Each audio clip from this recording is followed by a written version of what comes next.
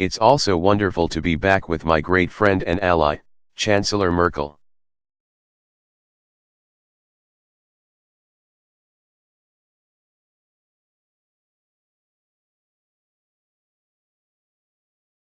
As I reflect back over the past 8 years,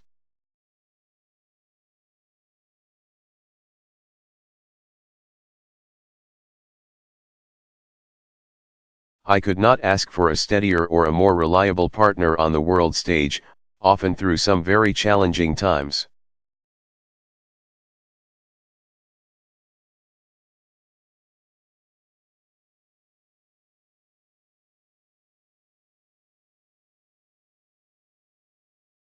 So I want to thank you for your friendship, for your leadership, and your commitment to our alliance.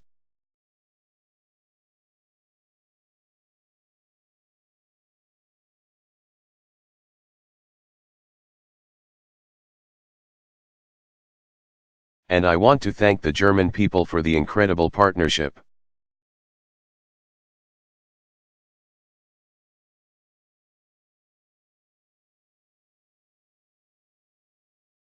That our countries have been able to establish all these years.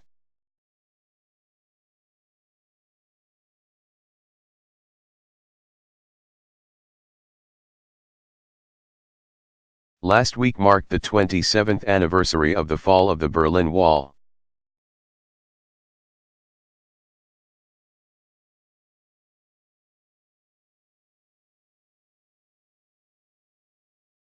The United States was proud to stand with the people of Germany as this nation and this continent reunited.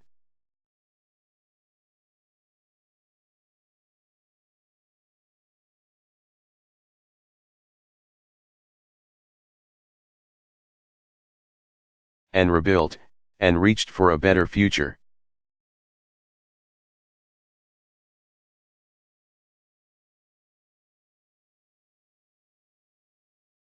And it's a reminder that the commitment of the United States to Europe is enduring and is rooted in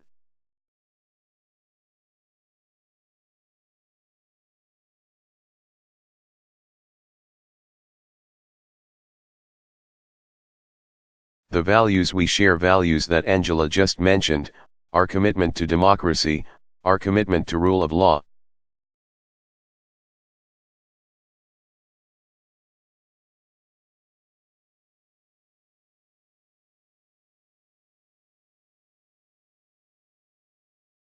Our commitment to the dignity of all people in our own countries and around the world.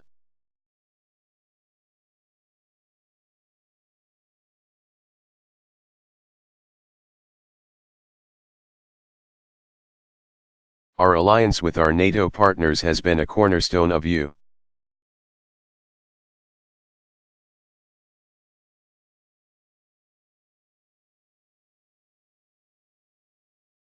S foreign policy for nearly 70 years in good times and in bad.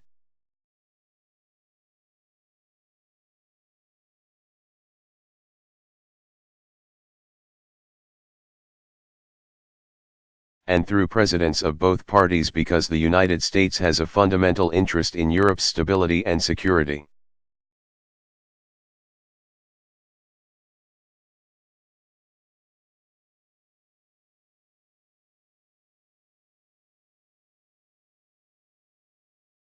The commitment that Angela and I share to this guiding principle.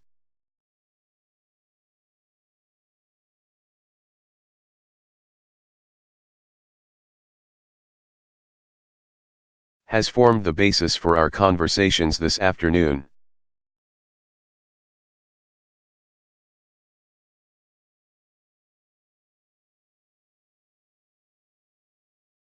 We discussed our efforts to keep our countries competitive and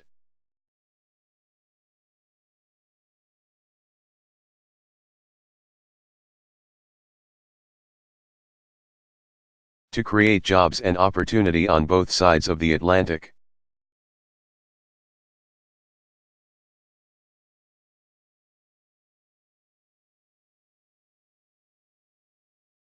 The negotiations on agreements like TTIP have been challenging.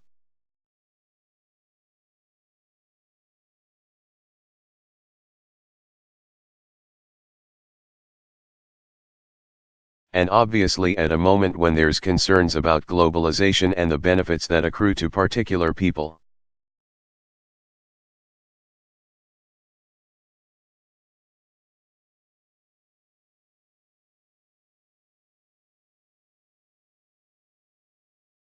It is important that those negotiations and channels of communication remain.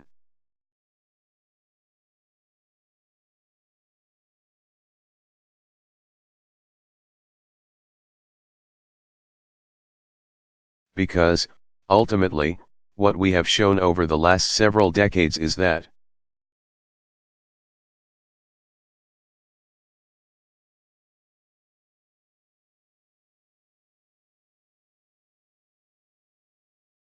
markets and trade and commerce can create prosperity in all of our countries.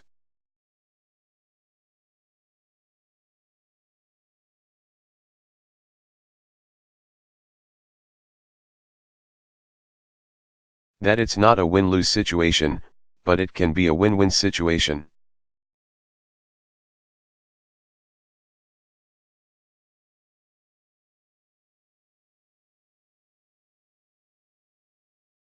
And at a time when the European project is facing challenges.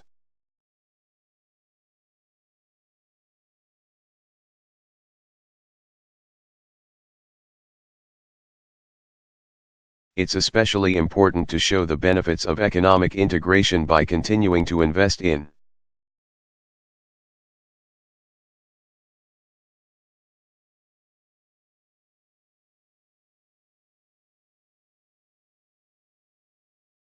our people and working to reduce inequality, both within and across our countries.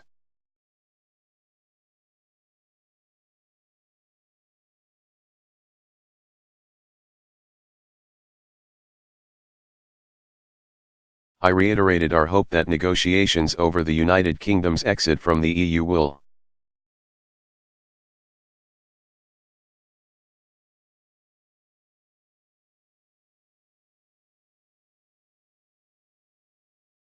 be conducted in a smooth and orderly and transparent fashion.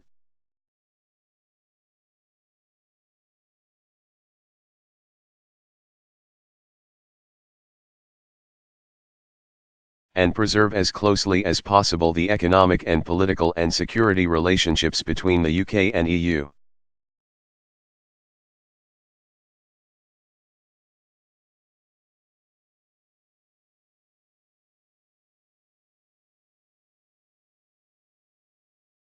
And I continue to believe what I said in Hanover, that the EU remains one of the world's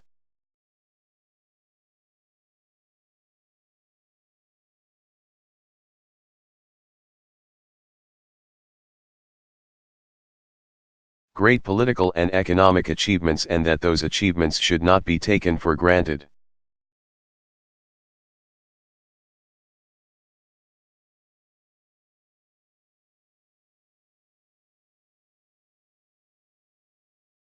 That they need to be nurtured and cultivated and protected and fought for.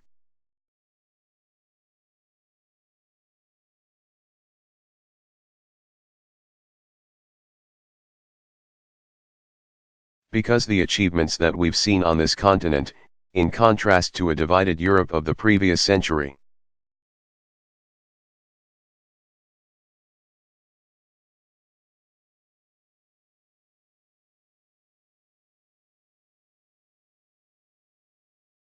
are ones that remind us of how important it is that we work together.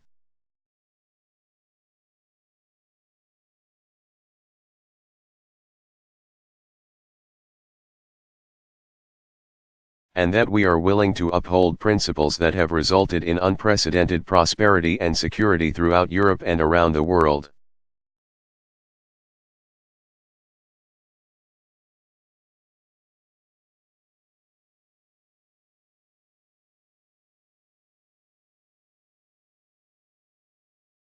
With the threat of climate change only becoming more urgent.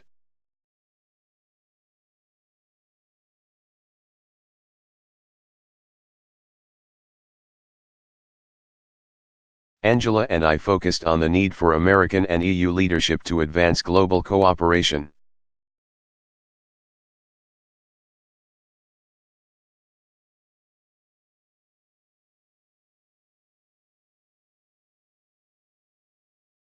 Both our nations were proud to join the Paris Climate Agreement,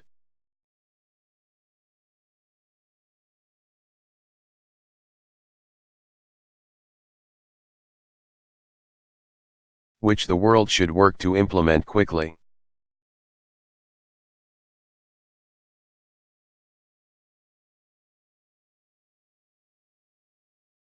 Continued global leadership on climate.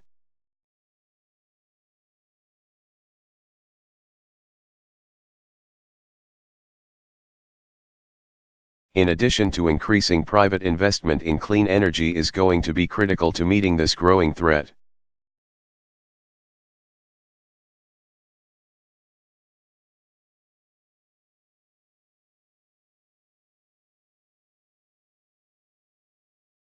Of course, we discussed our commitment to meeting shared security challenges from countering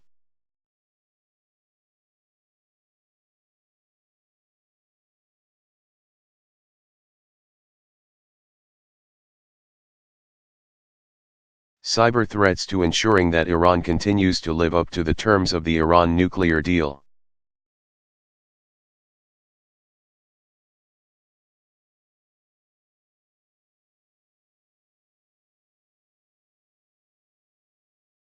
I commended Angela for her leadership, along with President Hollande.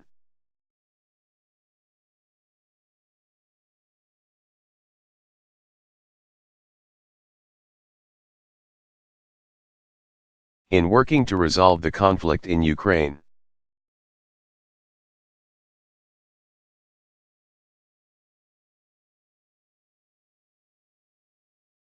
We continued to stand with the people of Ukraine and for the basic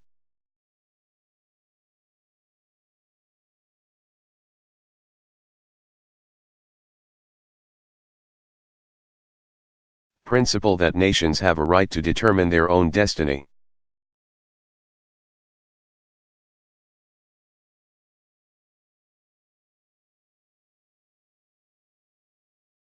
And we discussed the importance of maintaining sanctions until Russia fully complies with the Minsk Agreement.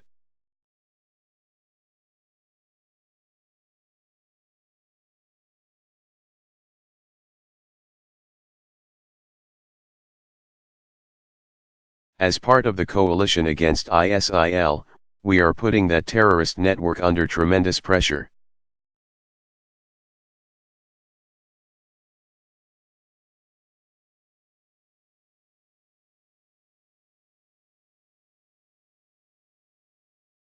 Here in Berlin, this week, coalition members are meeting to ensure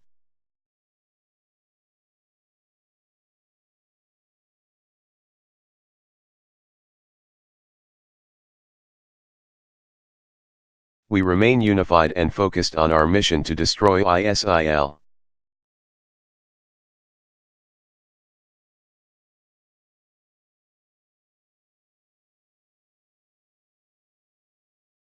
We are very grateful for the vital contributions Germany has made to this.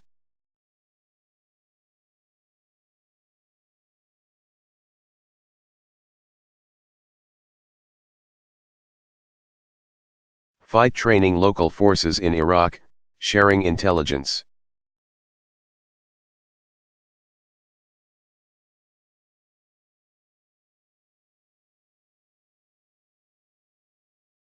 Providing reconnaissance aircraft, including the recent deployment of additional NATO AWACS.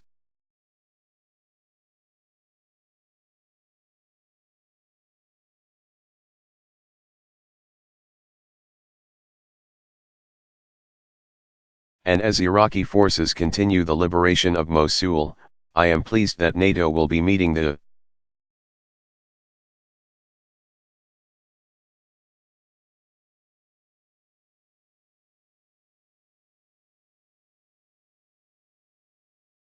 commitment we made in Warsaw to begin training additional forces in Iraq, which started this January.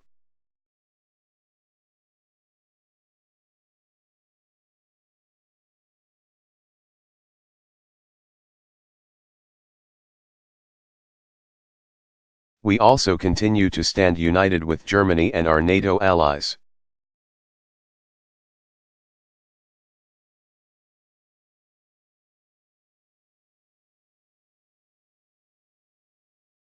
in our ongoing efforts to build peace and stability in Afghanistan.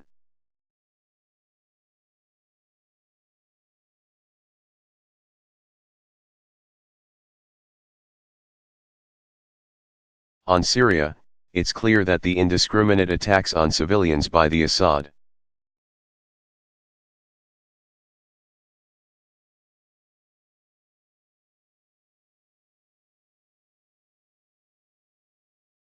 regime and Russia will only worsen the humanitarian catastrophe.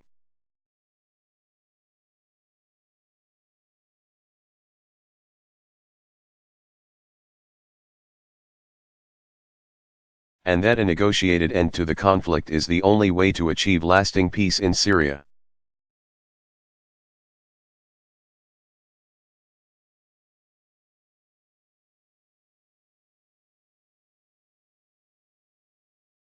Angela and I also agreed on the need for a comprehensive and humane response to the devastating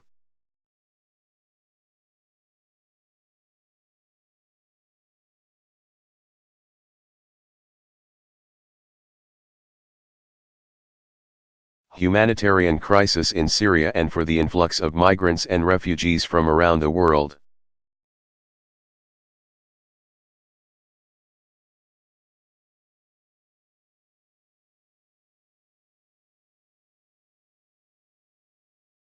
We need to build on the progress achieved at the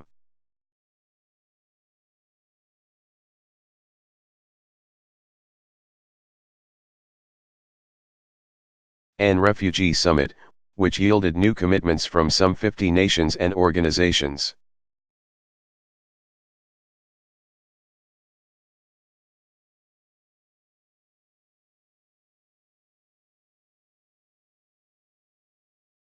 The United States is doing our part by increasing the number of refugees we resettle.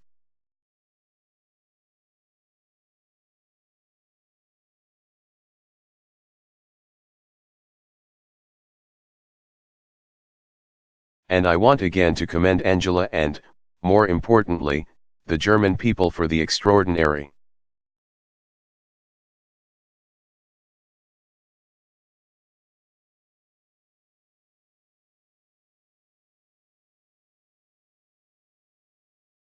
leadership and compassion that you have shown in the face of what I know is a very difficult challenge.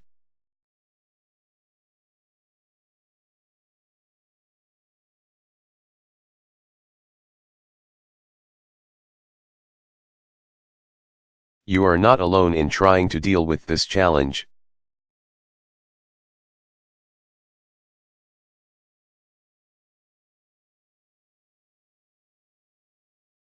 This is not an issue that any one country should bear but is in need of an international response.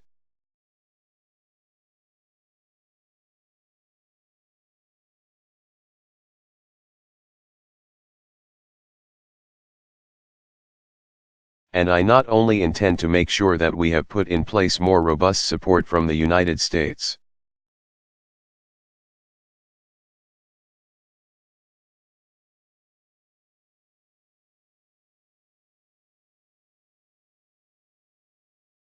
but I'm hoping that that continues beyond my administration.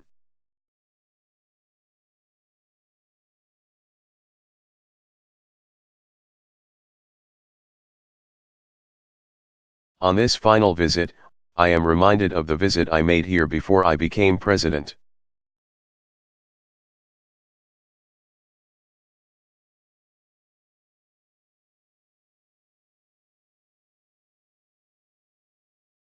It was 8 years ago.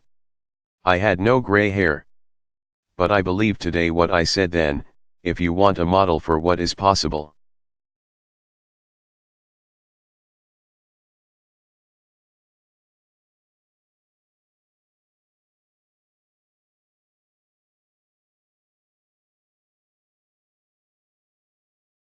If you want to see how to build a peaceful and prosperous and dynamic society,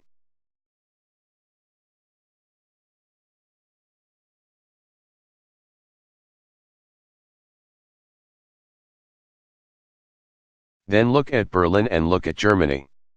Look at Chancellor Merkel. Her personal story helps to tell the story of incredible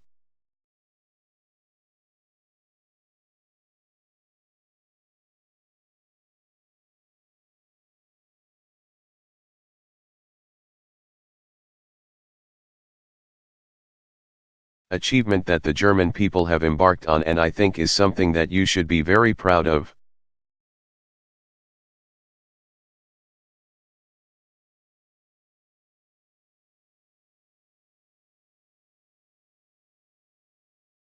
It is not inevitable that we make progress, it requires hard work.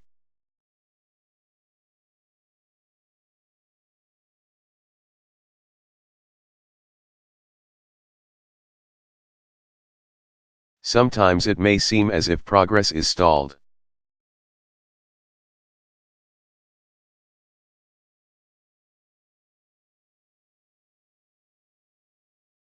But what the history of post-war Germany shows is that strength and determination and focus and adherence.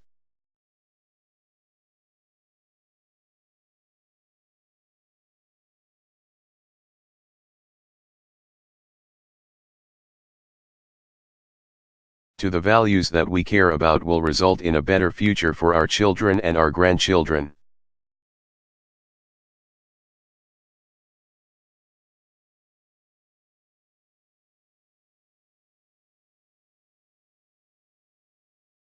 And on behalf of the American people, I want to thank the German people.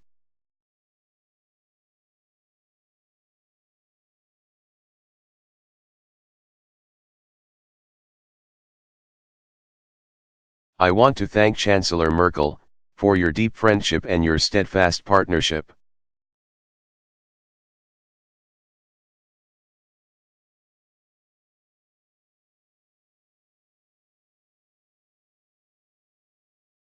Vielen Dank. Thank you very much.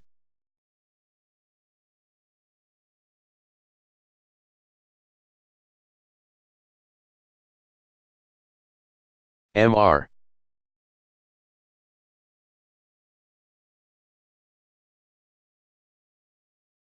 Ernest, Jeff Mason from Reuters.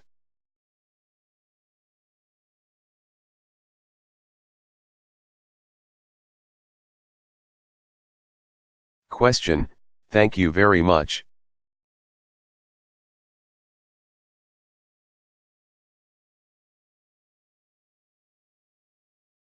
Mr. President, you and the President-elect have very different views on Russia.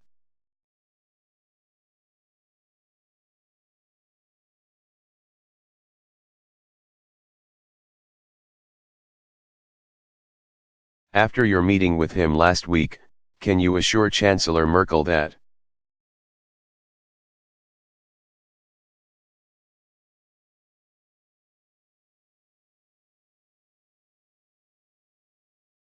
a Trump administration would also support strong sanctions against Moscow?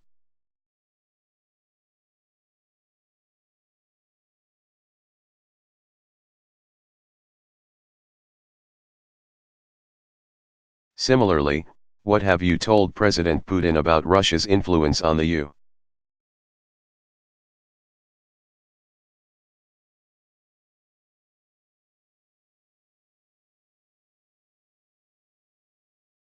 Election?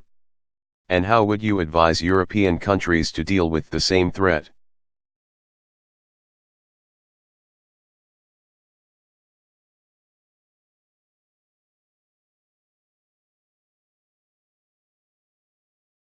And lastly, if I may, would you like to see your friend?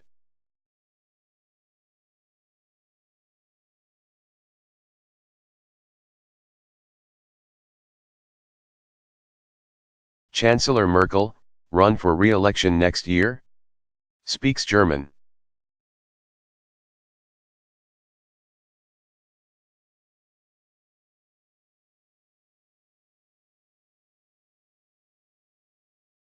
President Obama, uh-oh.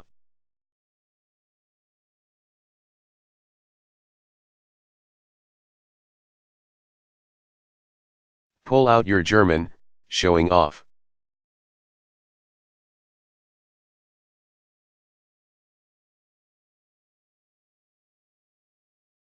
Question, as interpreted.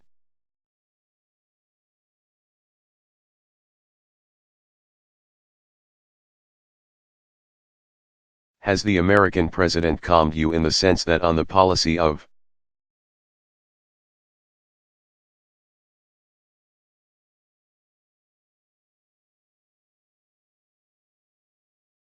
his successor on climate change and Russia, he has allayed your fears?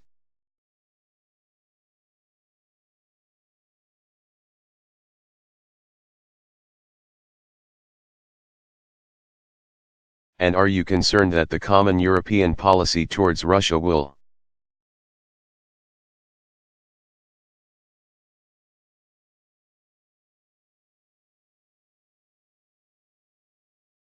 collapse?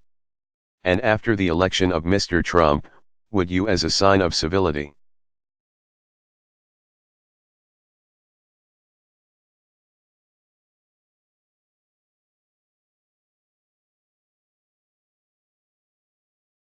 wouldn't you actually have to declare that you are going to be a candidate again?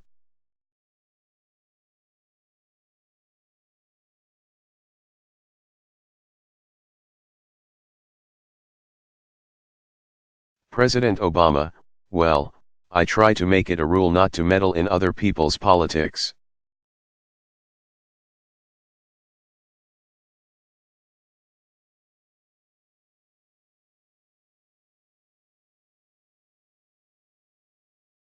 All I can say is that Chancellor Merkel has been an outstanding partner.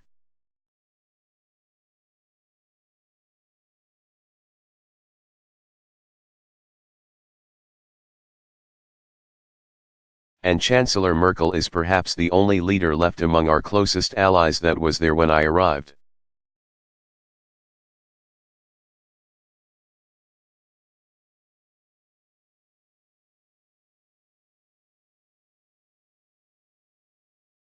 So, in some ways, we are now the veterans of many challenges over the last 8 years.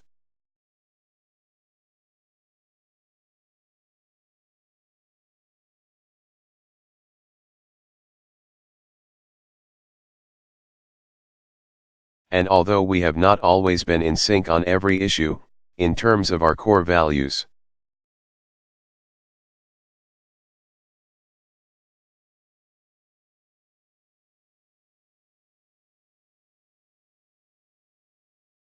in terms of her integrity, her truthfulness, her thoughtfulness, her doing her homework, knowing her facts,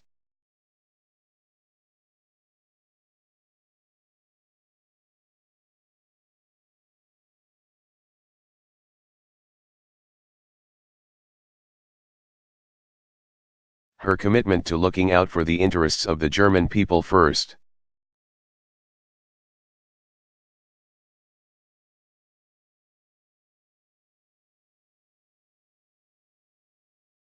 But recognizing that part of good leadership on behalf of the nation requires engaging the world as a whole.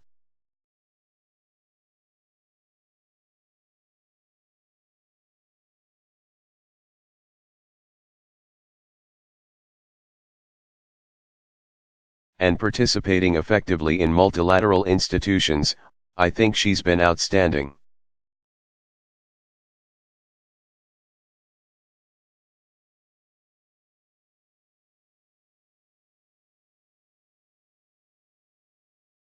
So it's up to her whether she wants to stand again.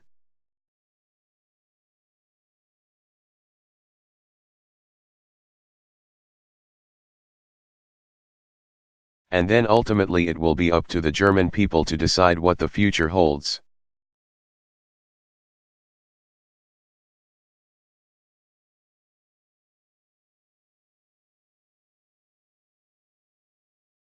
If I were here and I were German, and I had a vote, I might support her.